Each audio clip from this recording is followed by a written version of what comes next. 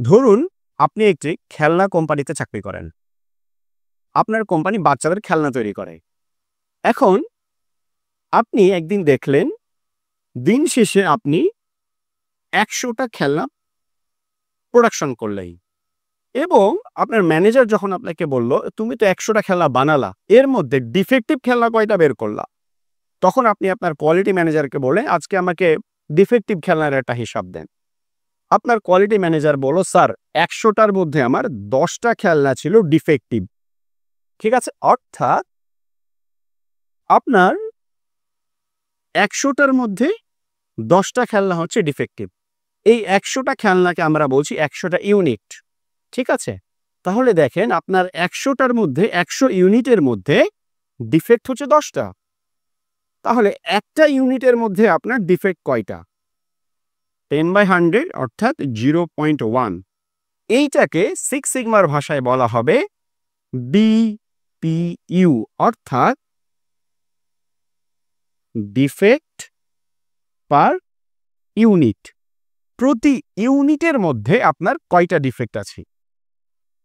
ডিপিইউ এর মতো আরেকটা গুরুত্বপূর্ণ কনসেপ্ট হচ্ছে ইল্ড এবং এইটাও আমাদের ম্যানুফ্যাকচারিং সেক্টরে বিশেষ করে প্রচুর পরিমাণে কাজে লাগে। ইল্ড কি জিনিস? ইল্ড হচ্ছে আপনার ডিফেক্ট টোটাল কি পরিমাণ প্রোডাকশন হচ্ছে তার তুলনায় আপনার কি পরিমাণ ডিফেক্ট ফ্রি প্রোডাক্ট যাচ্ছে।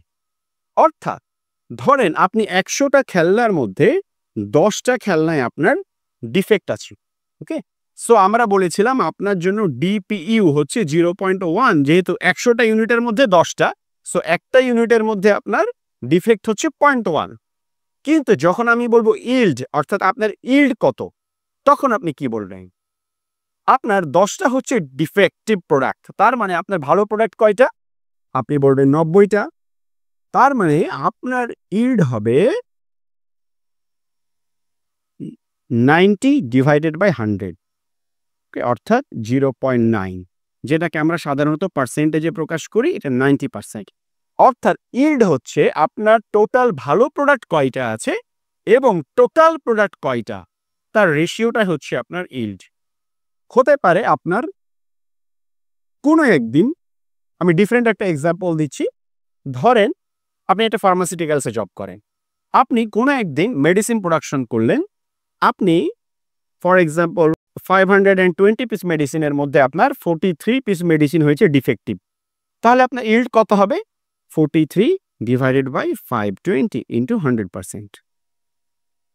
আশা করছি ডিপিইউ এবং ইল্ড বিষয় দুইটা কিভাবে ক্যালকুলেশন করে এবং এটা আসলে কি আপনাদের কাছে ক্লিয়ার হয়েছে। ধন্যবাদ। এই টপিকটি নিয়ে আপনার কোনো মন্তব্য অথবা প্রশ্ন থাকলে নির্দ্বিধায় জানান কমেন্ট বক্সে, আমরা উত্তর দেওয়ার চেষ্টা করব।